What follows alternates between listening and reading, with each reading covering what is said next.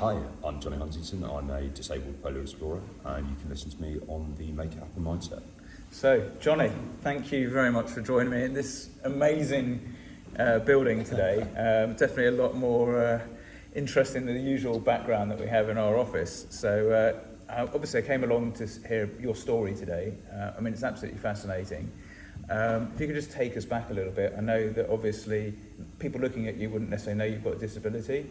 And I think it's important just to kind of give a bit of context to that and explain, your background, how you went into para sport, and then obviously now with this incredible expedition you've got planned.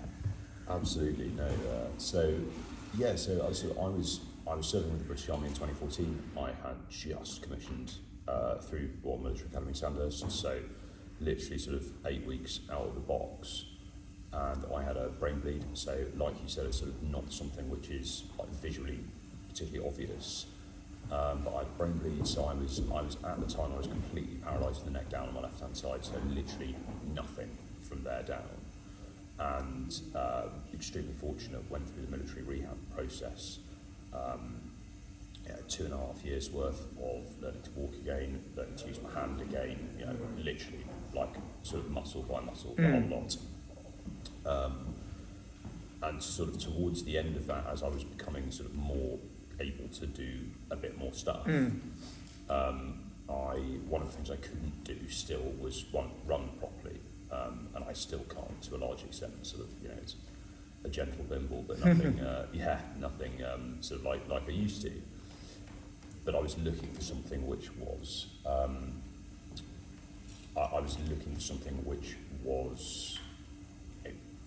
same but different kind of thing, and kind of a lot of the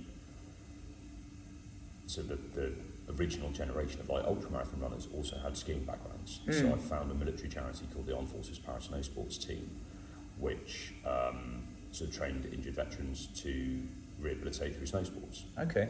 So I got involved in cross country skiing through them, and it was an interesting experience to learn a new sport with an injury while you're still figuring out, how to walk again. Yeah, it's kind of like, right, my left leg doesn't work very well anyway, let's see what happens when you put a 2 metre plank on the bottom and do that. So that was quite an interesting and challenging experience, and I am by no means a technically brilliant skier, but kind of obviously was residually quite fit, and ended up doing a bit of skiing on the World Cup circuit with GB on the para team, and that kind of, at the point at which it became apparent that my sort of injury was limiting to the point where I was not likely to be able to compete at Paralympic level. I sort of had this choice of do I go and get a normal job and or continue to do my normal job, I should say, because I was working full time at the same time. But do I continue to do that and just ignore skiing and do it once a year as a holiday, etc., or do I figure out a way how to make a career out of this? And I had been fortunate to get involved with another charity called the Adaptive Grand Slam, got me into sort of mountaineering, that style of stuff, more expeditionary side of things, and the two like coalesced together and sort of cooked up this plan to solo the South Pole. And I kind of figured that you could do it with a team, you could do it with assistants, but actually if you're going to do something like that for my money, like, you want to have the full experience, you want to do it knowing that you haven't had people sort of making up for any deficit. You want to do the whole thing yourself and do it properly. So I kind of figured, well, if that's how I want to do it, why not do it on my own? Well, absolutely. Makes sense. What a stupid thing to do. So just tell me a bit about, obviously just going back a little bit, so do you think that, having been in the armed forces, albeit it was curtailed, that gave you the kind of strength of mind to kind of overcome and come back from the injury that you sustained? Or do you think that you always had that kind of, or was it that strength of mind that took you into the armed forces in the first place? It's an interesting question. It's one of those ones that you know, chicken and egg. You don't really Yeah. know. I think certainly, appropriate. We were sat in the Army Navy Club, or Naval and Military Club, I should say. But I think, the armed forces attracts a certain type of person, and I think a big part of that is simply, like, in the instance of myself, for example, I'm not very good at doing a desk job. I wanted to be doing something a bit more interesting. Yeah. It's, put it this way, you are highly unlikely to have a chance of, getting through your year at Sandhurst if you don't, to a certain extent, enjoy being outside. It's just kind of completely, it would be a reasonably tricky proposition. I can't speak for Navy, obviously, but I don't know. But I think it's funny because one encounters, particularly on the back of my experience and the fact that I do propagate it through social media and stuff. Yeah. You often encounter people who have encountered either similar injuries or a different flavour of injury, but with a similar outcome. And there are no unifying factors. Like, these things can happen to anyone, any place, any time. Mine was a completely random, like, burst blood vessel. Yeah. See you later. I think that where I do see the similarity between a lot of these people is that at the point at which they've been given that sort of binary choice to make in terms of, right, you've had an injury, you either can now deal with it and crack on, or roll over and give up. Yeah. And so it's why I am always slightly reticent when presented with that question in terms of,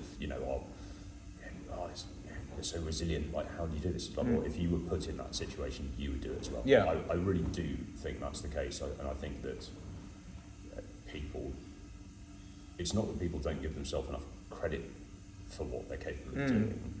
They're just not often in a position where they have to endure.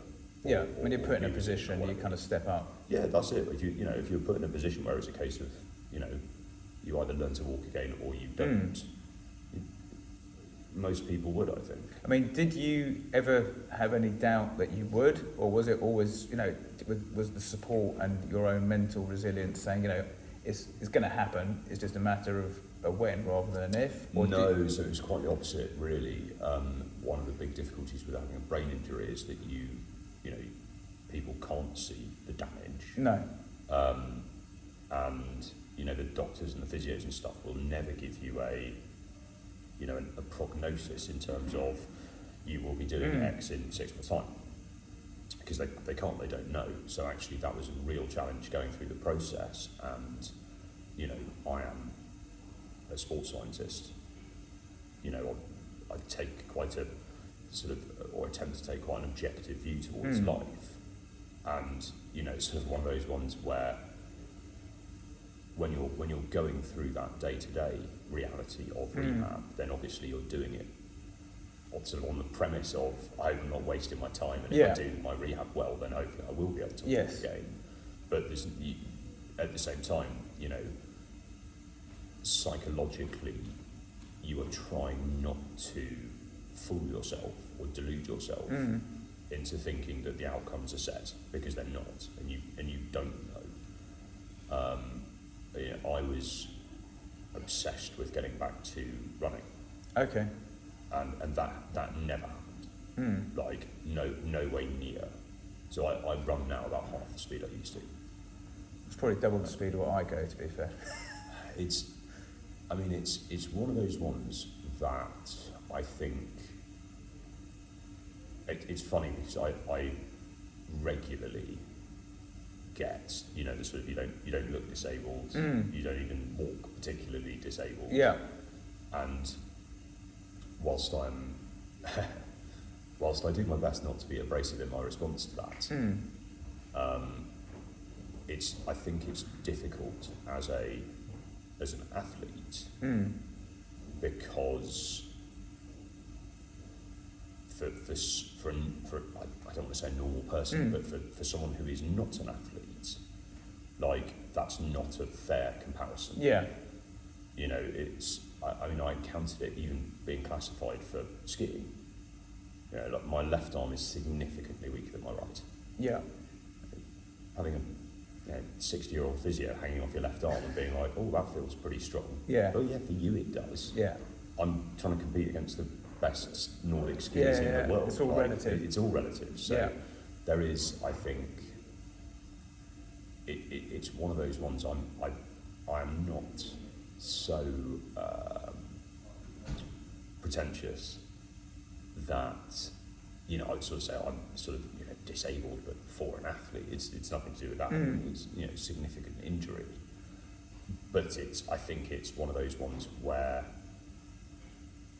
when you start pushing stuff to its extreme limits, you start to notice it. Yeah, that's when the deficit becomes really apparent. I think. I guess it's what you're doing. You know, if, like you said, if you had a desk job, you'd probably feel like 90% or something. But the fact that absolutely, the fact that you're out there trying to do something that is physically demanding, you're obviously going to notice, the impact of what's happened to you more so than somebody who was never going to do what you're going to do. And I mean, this is a significant aspect from my point of view as to why I'm doing what I'm doing. Like, there'd be very little of merit, you know, being an accountant with a living. It's like, okay, I mean, don't get me wrong, that's an inconvenience. You're going to notice that on a daily basis. Like, I worked in town, you know, after I left the military, and just, you know, getting in and out of the tube was annoying. Like, significant. Well, not even annoying. It was like significantly problematic when people are stampeding to get home at 5 p.m. Like, and I'm sat particularly there, in London. But this is it, you know. If I'm sat there sort of clinging onto the handrail to get down the stairs, it's like, you know, this is more than a problem. This is, you know, genuinely, you know, a bit of an issue. But from my point of view, it's also not like testing injury. Yeah. You know, it's not challenging it to, you know, to do something which directly kind of interfaces with it, and that's why, from my point of view, this expedition is interesting, because it's testing every aspect of the injury. Yeah, so in terms of the expedition then, have you prepared for that? What is, both physically and mentally, how much of a support team have you got that have helped you get to the point where you're now kind of ready to go off and make it happen? Yeah, so I mean, I sort of have looked at it pretty traditionally, I guess, in terms of from preparing from an athletic point of view, you know, classic sort of like performance pyramid, you know, kind of strength and conditioning, technical stuff, and then psychology. And I've been quite fortunate, I think, from a psychological perspective, and genuinely the attitude I've sort of taken is, I've done preparation expeditions, been on my own for a long time, and also I had to learn to walk when I was 28. Again, you know, like, I kind of, it is one of those ones where it does give you quite a baseline of reassurance, at least, that you know that you've already overcome some pretty challenging mental stuff. I've been really lucky that I've been supported by, so my expedition manager, a guy called Toby Cowan, who lives in Sweden. I've done all my technical training with him, so all of the sort of all the stuff I'm doing when I'm not moving, and even some of the stuff I'm doing when I am moving, you know, Toby and myself have like thoroughly drilled all of that, and it's been, you know, a couple of years sort of really honing that, and obviously a lot of the stuff from the military has been helpful in that respect. Basically all camping, just a bit colder. Getting really fortunate to come from a decent like performance skiing background, so, you know, when you put those two together, kind of moving and surviving in cold environments, that's kind of all you have to do. I mean, having interviewed a couple of other people, I think the biggest, not the biggest, but one of the biggest challenges is the mental aspect of, you've got no like signposts, that, you know, you're spending obviously a lot of time by yourself for a prolonged period of time, that you've got to be able to get up and be motivated. And one of the other people I interviewed said, you know, if they didn't get out of the tent by, you know, within a certain number of minutes of waking up, they were just always concerned that they might actually be go, oh, you know what, it's kind of cozy in here, I think I'll stay. Yeah, it is. You know, it is one of those ones that particularly when it's like massively blowing a gale, like, and for me, it's not so much a case of being like cozy because you are, you know, like your morning routine takes a couple of hours, but you are up and moving and doing stuff. I think for me, it's much more a case of if it's like dangerous to take your tent down, that's the point at which it's like, oh, it's a bit windy, maybe I don't fancy moving today. But I think, you know, from my point of view, that on that psychological piece of it, it's one of those ones where it's like, well, what else are you going to do? Like, you're there of your own volition, you've put yourself in that situation. Get up again. If you just sit still, you're not getting anywhere. Yeah. So, and don't get me wrong, I'm not making light of the psychological process that I have no doubt I will undergo down there. But ultimately, it does boil down to the fact that you basically, you either crack on or you crack on or you roll over. Like, it's no different in that respect. And I sort of, you know, there are factors that will play on you like isolation, but the reality is I've got a satellite phone. I'll have some films downloaded on my phone that I can watch. You know, it's sort of one of those ones that... So that's interesting. You're going to have some films downloaded. Give us a flavour of the kind of film that's going to be keeping you company. Oh, I mean, like, obviously, like, Hot Fuzz would be, like, number one. I mean, I'm from the West Country myself, and so, Okay. Bit of, so you'll be watching that on repeat. Little bit, yeah, exactly, yeah, sort of, yeah. By the end of it, you'll know all the lines. I mean, to be fair, I probably already do. Sort of watch and quote along yourself. So, yeah. Okay, and any books you're taking with on the phone, or also you're not going to be carrying a load of books with you, or? Yeah, I mean, I think one of the guys actually does. I think one of the guys, I believe I may be wrong, so I won't tell you. I think it is. I believe I'm right in saying does take like a paperback with him. Oh, really? But I'll probably take a couple of books and some podcasts and stuff, and just, I mean, like, again, I sort of, like, you know, it's one of those ones where you get into routine and you basically eat your scram, drink your water and go to sleep. So in terms of the nutrition side, I guess obviously, you know, you're going to have to take in a lot of calories during that. Have you had to kind of be very kind of careful with your food selections and the nutrition that you're taking with, or are you just looking at just calories by any means? Yeah, so you do have to be pretty careful because it's, you know, calories by any means. The difficulty you have there is that you end up, it's very easy to end up carrying a lot of weight. You know, I'm taking 47 days worth of food down with me because you basically, I'm anticipating taking 40 days plus a week in reserve. Yeah, and you know, I've got a couple of, like, you know, taking some proper coffee with me with an AeroPress. You know, so it's like a couple of 100 grams per day, which is, you know, not essential necessarily, but I think all of this stuff it's more than just nutrition. Yeah.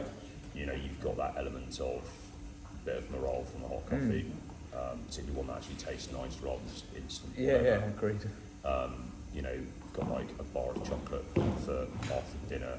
Yeah. You know, and again, it's if I wanted to, I could have picked something which was more calorifically dense than that. Yeah. And so more efficient from a weight perspective.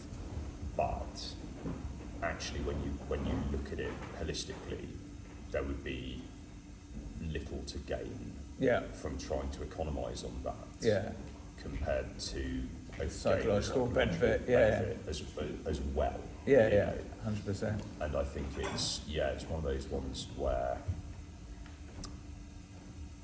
you know, there's plenty of examples with it, but like it would be like if I wanted to really economise my time, I could do this stuff. I could make it with colder water, for instance. But then I'm not in a desperate hurry. I'm not trying to break a speed record down there. You're just trying to get it done. Yeah. So like, why would I do hard routine if I don't have to? Yeah. Because from a time perspective, actually, that hot meal is going to be more beneficial. Yeah, it provides a plethora of benefits aside from just energy. Yeah. You know, and I mean, you do go down there. I think I suspect Ranulph Fiennes probably really understood the process initially, but you go down there with sort of Ranulph Fiennes and Mike Stroud. I think Mike Stroud actually was the nutritionist, but like you go down there and you are starving, like you're losing a kilo of body weight every 3 days, like you're starving and not that slowly. Yeah. You know, that is literally the equivalent of a UK adult not eating for 3 days. Yeah. You know, because you're losing 3,000 calories a day. That's crazy, yeah. So it's extremely carefully put together to enable me to be able to burn energy cleanly. So I guess all of this is going on a sled. What kind of weight is that going to start off at, and what's the goal weight at the end? Yeah, so I mean the sled will be 110 kilos pretty much on the nose to start with, and by the time I finish we should have lost about 70 of that. Okay. So the kind of dry weight of the pulk's about 43. So you're basically carrying a decent sized adult behind you. Yeah, I mean it's I think 58 kilos in food. Wow. Okay. And then about I think 8.75 in fuel.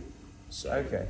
And that will disappear over the course. The nice thing from my point of view is that if you're making good time, you can eat a bit more because you've got some reserve. So are you going to be just using the poles? Are you going to use any kites? No. So the one of the stipulations with the unsupported is no mechanical assistance. Okay. So it is, in my view, like the purest form of doing this stuff, in the sense that it's entirely human powered. So it's literally just me skiing. You're against the elements. Yeah, with a weighty polk attached to the back of me, and just literally cracking on like that. So obviously, preparation is done. It's all going to happen. What's the goal for the challenge? I mean, obviously, there's a charitable element to this. So perhaps you can tell us a bit more about that. And yeah, so there are 4 charities involved. So you've got Team Forces, who are also one of my sponsors. You've got the Armed Forces Paris Motorsport Team, Adaptive Grand Slam, and the Invictus Games Foundation. And all of these are charities which have helped me a tremendous amount to getting, not only to this point, but also through my rehab. Yeah. And I think from my perspective, having experienced it myself, but also having done stuff with those charities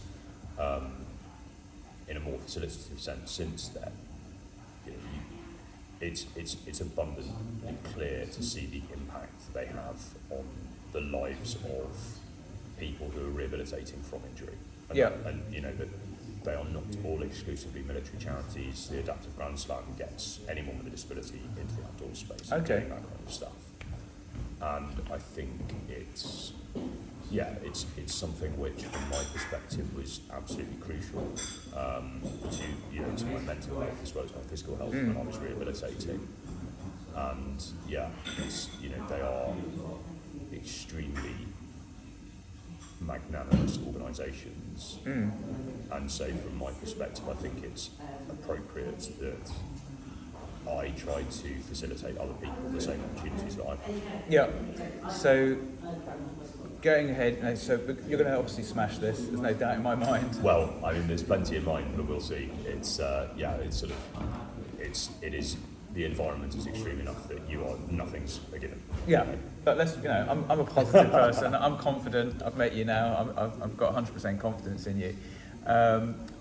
So what's the goal after this? Is there going to be another challenge? Are you going to kind of have a rest and rethink? Is there what's next for you, Jonny? Yeah, so I mean there is another challenge, and it's we're looking at sort of really finessing the details of it now, so that we know what it's going to be like when I come back. Yeah. There is a reality to this where, there is a commercial reality to this whereby this is my job. Yeah. And ultimately my funding comes from sponsorship, and so it's sort of like Bob Dylan or a shark. You have to keep swimming because otherwise you go belly up. Yeah. But so we'll be putting all of that stuff out in January when I get home, hopefully. But from my point of view, the immediate sort of aftermath of the expedition has to be around, utilising that as a vehicle to actually propagate, in my view, some positive messaging. You know, there is a reason why a lot of my sponsors have gotten on board with what I'm doing, and actually, for me, it has always been the case that the expedition is a vehicle to demonstrate like the value of doing hard stuff. And you know, it's eye-catching, it's world first, etc. You know, so that's all nice. But the reality to this is that actually there are some reasonably like simple truths which can be exemplified by something like this, which personally I feel are pretty important to propagate and to eloquently illustrate why they're important and why this stuff happens. And yeah, from my point of view, there's no purpose in doing any of this stuff without trying to provide a wider societal benefit. Because otherwise I'm just some selfish bloke going for a long you know, and like the reality is you'd be better off just staying at home and planting some trees to offset your carbon footprint. Like, you know, there is a reality to this stuff whereby, in my opinion, the sort of, there has to be a net societal benefit that comes from this stuff, because otherwise it's pointless. Agreed. So I mean, phrase, make it happen. It's the idea is that embodies, it could be getting out of bed in the morning, or it could be going on an expedition. It's all about trying to achieve something for yourself, and then motivating others around you. So, for people listening, what would you be your kind of top tips for kind of achieving your best, whatever that might look like, that from as a result of all your experiences, what would those be, do you think? I think having a clear idea of what it is you're trying to achieve, and having a clearly articulated plan in terms of how you're going to do that. Even something as straightforward as like a decently long race, like whether it be a marathon, ultra, or whatever. If you look at it in one big chunk, you get presented with this slightly insurmountable looking thing of, I want to run 26.2 miles, or I want to run 100 miles, or 911 kilometres, whatever it happens to be. It's kind of slightly outrageous to sort of look at that in a single chunk and just say, I'm just going to do that and bang it out, and then that's that. If you break it down into much more workable portions, then approaching it makes, is a lot more straightforward, because you're only doing 10k at a time, 5k at a time, etc. You're processing, you're able to put it into processable sort of portions. So I guess have a workable plan, and don't take it a day at a time. Don't look at it in terms of I want to be there in 10 years time, because tomorrow looks like you've made no progress, whereas actually you have. You just need to look at it in smaller chunks. So has anybody inspired you particularly? I mean, plenty of people have, to be honest.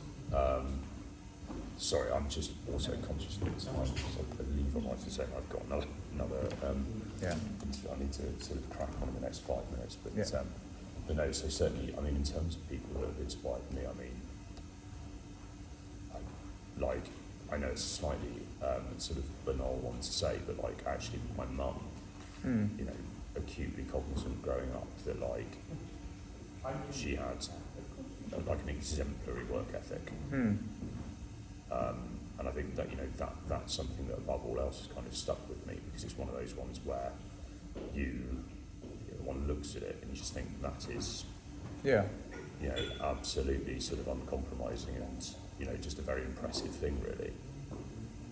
Yeah, I can agree. I mean, my mum's had 2 strokes, a heart attack, she's on dialysis, and she's had cancer, and she's still going. So, not doing what you're doing, but she's still getting out of bed and doing her best. Yeah, that's it. It's still cracking on. That's it. All right. Cool. Okay, thanks a lot. Awesome. No, that's cool. Thanks very much, Daniel. Really appreciate it, mate. Cheers.